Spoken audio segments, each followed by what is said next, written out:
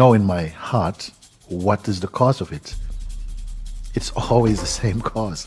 Every problem in the world is the same cause. It's just ego.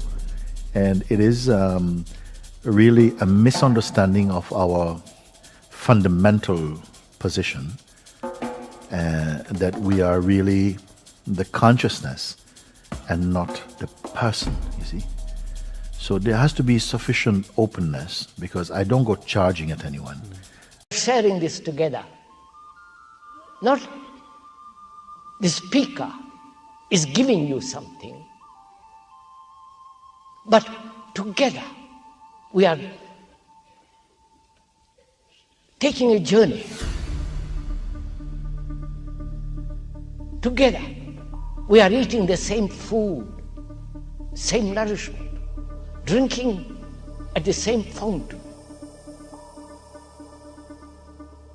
What is important is the water, not who has led you to the fountain.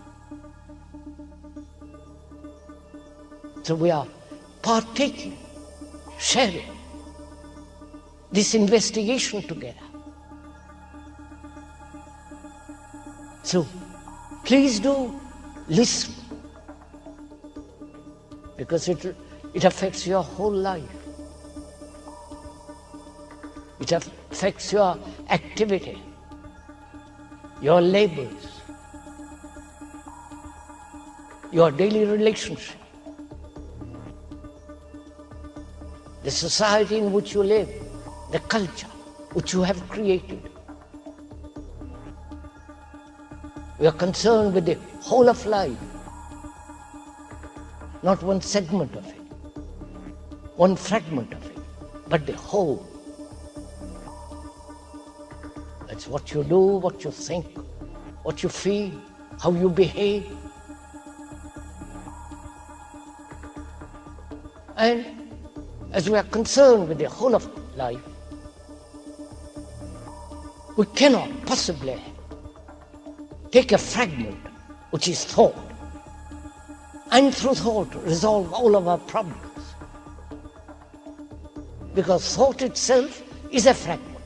But that's the core of spirituality.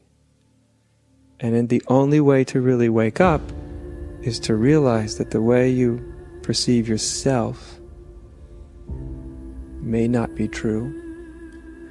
And all the little garden variety ways that people suffer, their little anxieties, their depressions, their fears, their guilts, their shames, all of that. That there is simultaneously with a more relative way of working with that, which is there is a time and a place to do that. But there is a more core way of looking at any of those issues. What's the truth? How am I causing my own suffering through my own misperceptions? Truth has no path, and that is the beauty of truth. It is living. A dead thing has a path to it because it is static, but when you see that truth is something living, moving, which has no resting place, which is in no temple, mosque, or church, which no religion, no teacher, no philosopher, nobody can lead you to, then you will also see that this living thing is what you actually are. Your anger, your brutality, your violence, your despair, the agony and sorrow you live in. In the understanding of all this is the truth. And you can understand it only if you know how to look at those things in your life. And you cannot look through an ideology, through a screen of words, through hopes and fears. So freedom is not to depend on any person, any concept, anything. Right now, in this instant, don't relate yourself to any person, anything, any idea. Tell me, who are you? For one instant, it's a question of one instant, you don't lose anything. You may pick up anything after one instant. And Kabir says half instant and half of the half instant. I don't think you are going to lose anything, but the gain I can't imagine. That's it. How did it feel to you? Let me think. Don't think. Feel. It is like a finger pointing away to the moon. Don't concentrate on the finger or you will miss all that heavenly glory. Here we are not offering you a thing. Please let's understand that. Because any formula, any method, any system soon becomes repetitive and mechanical. It doesn't matter who gives that formula or that system. If you practice it, you become what the method offers. And what the method offers is not truth. Because truth is a living thing. Method is mechanical. And if you practice it, in the practice, watch in yourself, there is the one who practices and the thing to be practiced. Therefore division, therefore conflict, therefore distortion, therefore disorder. Is that clear? Therefore, don't accept any system from anybody.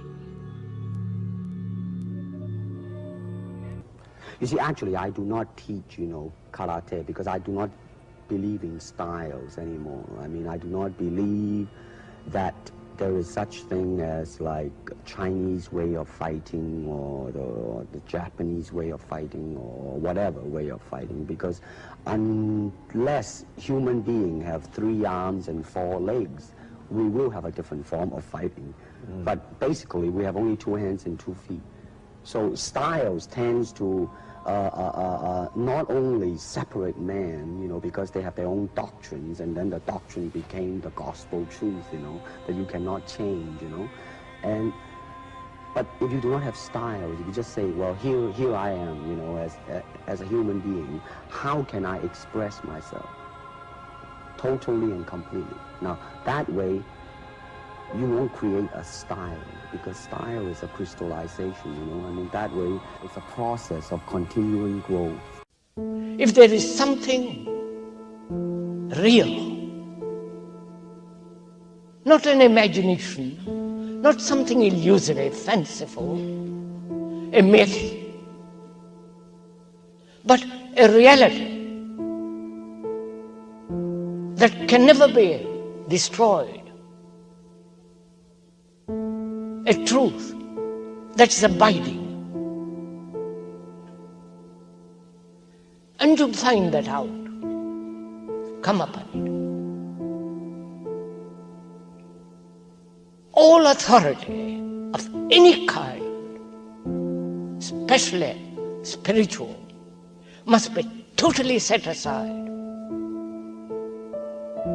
Because authority implies conformity, obedience, acceptance of a certain pattern. A mind must be capable of standing alone, be capable of being a light to itself,